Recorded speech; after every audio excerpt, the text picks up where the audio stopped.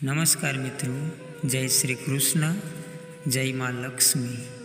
મિત્રો, તમે 5 પાંડવોના ઘણા પ્રસંગો સાંભળ્યા હશે. આજે આપણે તેમાંથી એક પ્રસંગ વિશે જાણીશું. પાંડવોની અંતિમ સ્વર્ગની યાત્રા વિશે. પાંડવોની અંતિમ સ્વર્ગ યાત્રામાં 5 પાંડવો અને સાથે એક કૂતરો પણ હતો. આ યાત્રામાં તેમને ઘણી એવી અંતિમ પરીક્ષાઓ થાય છે. પાંડવોની અંતિમ સ્વર્ગ યાત્રાની કરુણ અને પ્રેરણાદાયક કહાની વિશે આપણે આજે વિડીયોમાં જાણીશું. પણ ચેનલને સબસ્ક્રાઈબ કરી દો અને આ વિડીયોને લાઈક કરી દો. તમારા પવિત્ર હાથ અને સાચા મનથી કોમેન્ટમાં જય શ્રી કૃષ્ણ અવશ્ય લખી દો. મિત્રો, મહાભારતનું યુદ્ધ પૂર્ણ થયા પછી પાંડવોએ ઘણા વર્ષો સુધી ધર્મપૂર્વક રાજ કર્યું.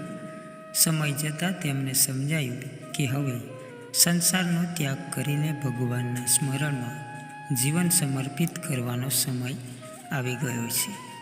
યુધિષ્ઠિરે હસ્તિનાપુરનું રાજ્ય અભિમન્યુના પુત્ર પરીક્ષિતને સોંપ્યું.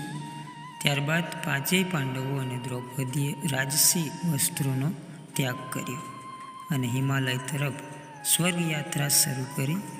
ત્યારે તેમના પાછળ એક વફાદાર કૂતરો પણ ચાલતો હતો. સૌથી પહેલાં દ્રૌપદી રસ્તામાં પડી ગઈ. ત્યારે ભીમે યુધિષ્ઠિરને પૂછ્યું, દ્રૌપદી ક્યાં પડી ગઈ?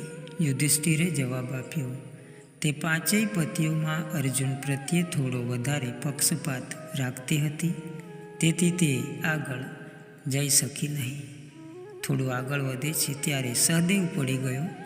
યુધિષ્ઠિરે કહ્યું, સહદેવને પોતાના જ્ઞાનનું અભિમાન હતું.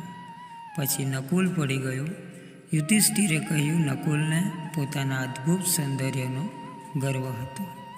આગળ વધતા અર્જુન પણ પડી ગયો. યુધિષ્ઠિરે કહ્યું, અર્જુનને પોતાના પરાક્રમ અને ધનુર્વિદ્યાનો અભિમાન હતો. થોડા સમય પછી ભીમ પણ પડી ગયો. યુધિષ્ઠિરે કહ્યું, ભીમને પોતાની શક્તિ અને ભોજનનો ગર્વ હતો. હવે આ સ્વર્ગ યાત્રામાં માત્ર યુધિષ્ઠિર અને કૂતરો જ બાકી રહ્યા હતા. તેઓ બંને ધીમે ધીમે હિમાલયની ઊંચી શિખરો તરફ આગળ વધ્યા.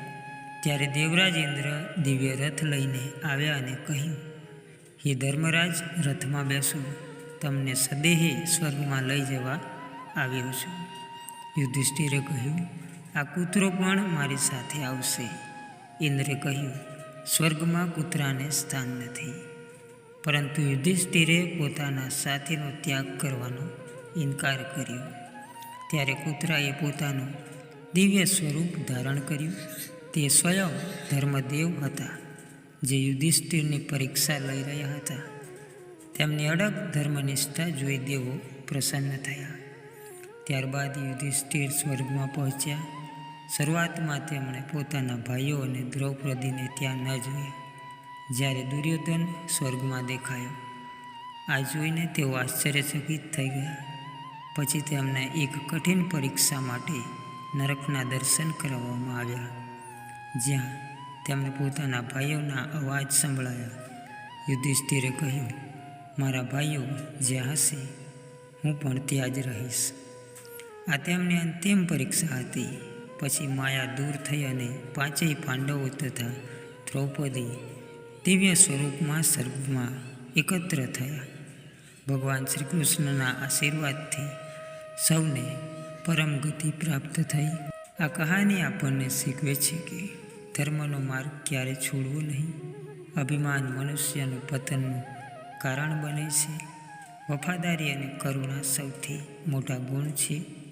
સત્ય અને ધર્મનું પાલન કરનારને અંતે વિજય અને પરમ ગતિ મળે છે. પાંડવોની અંતિમ સ્વર્ગ યાત્રા વિશે આપણે જાણ્યું.